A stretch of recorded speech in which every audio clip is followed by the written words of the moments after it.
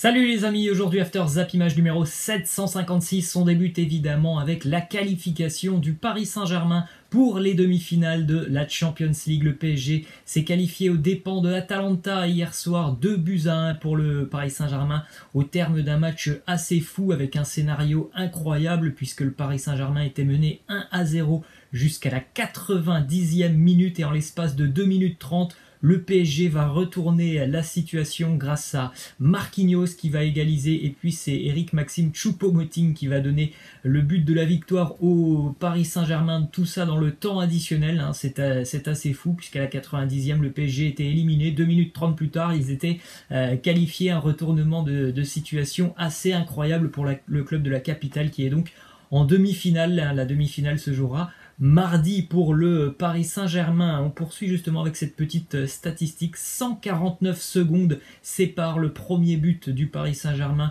du deuxième. Donc ça montre à quel point tout s'est enchaîné très très vite pour le Paris Saint-Germain dans le temps additionnel. Ils ont eu le mérite d'y croire jusqu'au bout, hein, les Parisiens, de tenter de ne rien lâcher, de ne pas abdiquer. Ça c'est vraiment intéressant aussi de voir ce genre de choses sur le terrain. Une équipe vaillante jusqu'au bout, jusqu'à la dernière seconde. C'est de très très bons signes pour la suite de la compétition. Ensuite on continue avec cette petite image. Un seul être vous manque. Il est vrai que l'entrée de Mbappé a fait énormément de bien au Paris Saint-Germain. Je pense que si Mbappé avait démarré ce match, le résultat aurait certainement été tout autre, hein, parce qu'on l'a vu en l'espace de 10 minutes, certes aussi face à une défense de l'Atalanta qui était certainement aussi déjà épuisée, hein, quand il est entré. Il a fait beaucoup de dégâts, donc évidemment il a manqué, hein, pendant tout le long du match, hein, Kylian Mbappé, et son entrée a changé le cours du match pour le Paris Saint-Germain. On poursuit avec la masterclass de Neymar hier. Il a réalisé 16 dribbles hier face à l'Atalanta Bergame, total le plus élevé pour un joueur lors d'un match de Champions League depuis Lionel Messi avec le Barça face à Manchester United le 29 avril 2008. C'était 16 également pour Léo Messi. Il faut se rendre compte quand même que Neymar hier a fait un match étincelant. Malheureusement pour lui, il n'a pas été récompensé devant le but parce qu'il a 2-3 grosses occasions qui sont énormes, hein. Ce sont des face-à-face. Et on a vu un Neymar, je pense, qui avait peut-être trop de pression ou qui avait le doute tout simplement lorsqu'il était devant le but, et il a raté 2-3 face-à-face assez incroyables. Mais par contre, en dehors de ses actions ratées, sinon il a fait un match étincelant, hein. Les dribbles le montrent, il a mis quelques petits ponts, il a en général fait de très grosses différences. Un super match de la part de Neymar hier, qui a d'ailleurs été récompensé avec le trophée d'homme du match, trophée qu'il a d'ailleurs gracieusement donné à Eric-Maxime Choupo-Moting, puisque Choupo-Moting hier il a fait aussi quelque chose d'assez impressionnant. Il entre à peu près 10 minutes, peut-être un petit peu plus de la fin du match. Il est décisif sur le premier but puisque c'est lui qui va aller centrer au deuxième poteau. Et évidemment aussi décisif sur le deuxième but puisque c'est lui qui va pousser ce ballon au fond du but. On rappelle que Eric-Maxime Choupo-Moting, il y a quelques semaines, le Paris Saint-Germain avait décidé tout simplement de ne pas lui faire jouer le Final 8 de la Ligue des Champions. Il a finalement été prolongé aussi parce que Cavani n'a pas voulu continuer l'aventure, et ce soir, quelques semaines plus tard, c'est lui qui qualifie le Paris Saint-Germain. C'est assez fou, hein, cette histoire pour Eric-Maxime Choupo-Moting. On a d'ailleurs une déclaration d'Ander Herrera qui nous dit: je voudrais parler de Choupo, il est en fin de contrat et il s'entraîne chaque jour à fond comme si c'était le dernier. C'est ça l'ambiance dans le groupe. Ça montre vraiment l'état d'esprit du Paris Saint-Germain cette année, qui est quand même irréprochable. On voit de très belles choses sur le terrain en termes d'état d'esprit, et c'est très important, ça, bien évidemment, dans la course à la Ligue des Champions.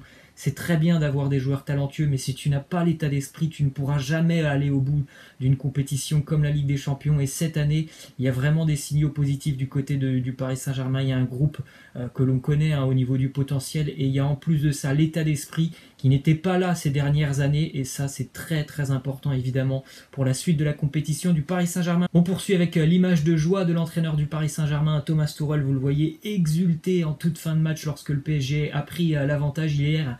On l'a vu assez apathique, hein, sur sa glacière. Il a une énorme attelle au pied, il ne peut pas beaucoup bouger. On l'a vu un petit peu se ronger les ongles, donc ça a été aussi une délivrance, hein, pour lui évidemment en toute fin de match. On poursuit avec une déclaration d'une légende du Paris Saint-Germain, Pedro Miguel Poletta, qui nous dit: le PSG possède l'un des meilleurs effectifs capables de battre n'importe quelle équipe. C'est une grande opportunité pour le club et les supporters. J'ai beaucoup de confiance en imaginant que Paris peut aller très très loin dans cette compétition. Eh bien, le PSG pour le moment est à 90 minutes d'une finale de la Ligue des Champions. Le Paris Saint-Germain attendra donc son adversaire ce soir, soit le RB Leipzig, soit l'Atlético Madrid. On poursuit justement sur ce match avec quelques petites infos sur l'Atalanta Bergame. Respect à l'Atalanta pour ce parcours assez incroyable. Une fin dévastatrice pour eux, qui était donc à 3-4 minutes de se qualifier pour les demi-finales. Et puis en l'espace de 2 minutes 30, tout a changé pour l'Atalanta. En tout cas, on rappelle que cette saison a été exceptionnelle pour eux en Coupe d'Europe. Évidemment, c'était leur première participation en Serie A. 98 buts inscrits. Ils sont parvenus à sortir de leur groupe de Ligue des Champions après avoir perdu les 3 premiers matchs en encaissant 11 buts. Ça aussi, c'est quand même assez fou. Et évidemment, cette équipe de l'Atalanta a donné énormément d'émotions à la ville de Bergame. On sait que cette ville de Bergame a été énormément touchée par le Covid-19. On va terminer sur ce match avec ces petites infos sur la fin de match pour l'Atalanta. Ça a été très compliqué pour l'Atalanta. En deuxième mi-temps, ils ont énormément subi. Ils étaient recroquevillés dans leurs 20 mètres physiquement. C'était un cauchemar pour eux, je pense, cette fin de match. Ils ont quasiment terminé à 10 avec un joueur qui ne pouvait plus courir. Ils ont terminé aussi avec un joueur de la Primavera. On a vu aussi le capitaine Papou Gomez se blesser à la 55e minute. Ils ont dû remplacer un numéro 9 par un milieu, donc c'était un sacré bricolage pour l'Atalanta quand même sur cette deuxième minute, mais un grand bravo à cette équipe qui est quand même assez folle. Je me rappelle hier à la 90e minute, ils avaient une touche dans le camp parisien, ils sont venus presser à 5 quand même à la 90e, ils mènent 1-0, ils viennent presser à 5 les joueurs du Paris Saint-Germain, c'est assez fou.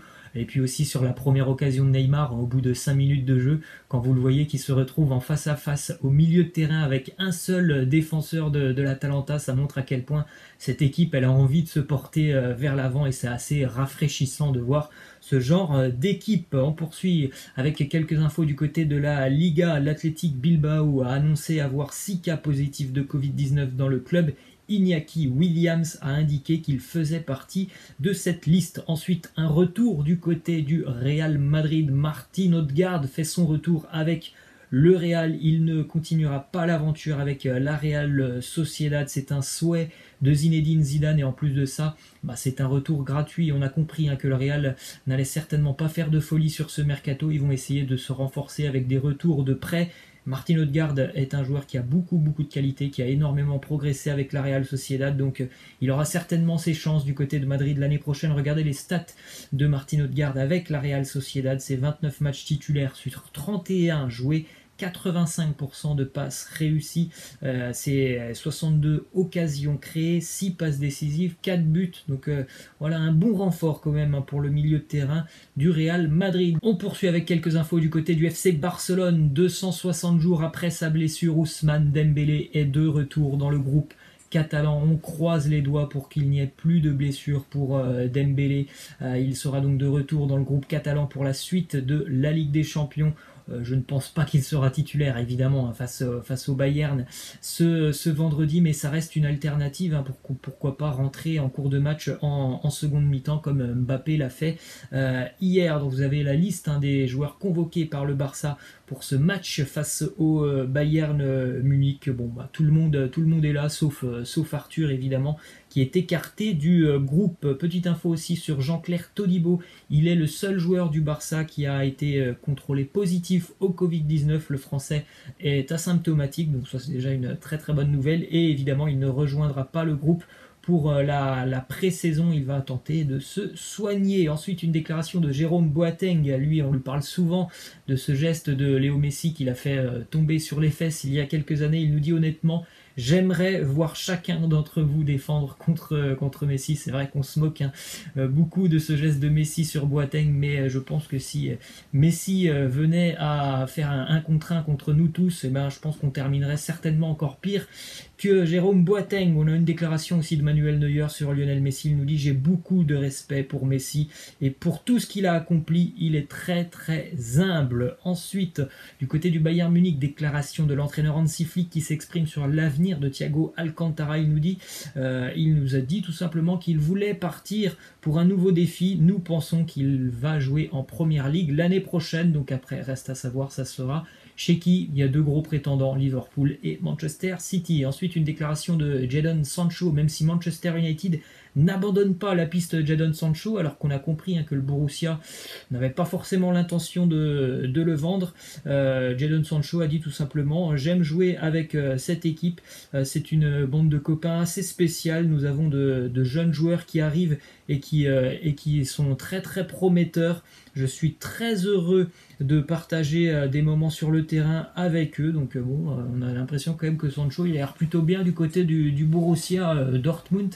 Mais on rappelle que Manchester, si jamais ils arrivent quand même avec ces 120-130 millions d'euros que demande le Borussia Dortmund, là, ça pourrait certainement faire changer d'avis les dirigeants du Borussia Dortmund qui pour le moment refusent un départ de Jadon Sancho. Ensuite, du côté de la Juventus, c'est officiel, Blaise Matuidi, l'international français, quitte la Juve. Il va passer sa visite médicale avec le club de David Beckham, l'Inter de Miami, dans les prochains jours. Il va s'engager 3 ans du côté de la Major League Soccer, donc encore une fois, nouvelle expérience pour Blaise Matuidi du côté des États-Unis. On va poursuivre avec quelques infos du côté de la Ligue 1. Le défenseur de Valladolid, Mohamed Salissou, qui était l'une des priorités du mercato du Stade Rennais, eh bien, il ne rejoindra pas Rennes puisqu'il s'est engagé hier du côté de la Première Ligue et de Southampton. Ensuite, une info sur la reprise de la Ligue 1 au vu de la situation sanitaire et des circonstances non favorable. L'OGC Nice a pris la décision de faire jouer Nice-Lens, donc le match de la première journée de Ligue 1 à huis clos le 23 août prochain. Et on poursuit avec l'arrivée enfin d'un gardien du côté de Montpellier. C'était un dossier important pour les Montpelliérains depuis le départ de Geronimo Rulli. Montpellier recrute Jonas Homelin, jeune gardien du FC Bâle à 26 ans. Il s'engage avec Montpellier. D'après ce qu'il se dit en Suisse, c'est un gardien très très prometteur. Ensuite, on va terminer avec deux petites infos du côté de l'Atlético Madrid. Une déclaration de Yannick Carrasco qui nous dit: il est vrai que l'Atlético mérite une Ligue des Champions après avoir perdu 2 finales dans des circonstances aussi difficiles. On s'en souvient de ces finales pour l'Atlético Madrid, avec notamment le but de Ramos à la 93e sur un coup de tête. En tout cas, c'est une équipe qui continue de travailler toujours dans la même lignée, l'Atlético Madrid, avec Diego Simeone. On sait comment va jouer l'Atlético ce soir, on sait comment jouera l'Atlético s'il y a une qualification face au PSG. Il n'y a pas de surprise avec l'Atlético, ça sera très très défensif, mais ça sera aussi surtout très très solide. Donc oui, l'Atlético est aussi l'une des équipes qui pourrait gêner et contrarier le Paris Saint-Germain si jamais il y a une qualification.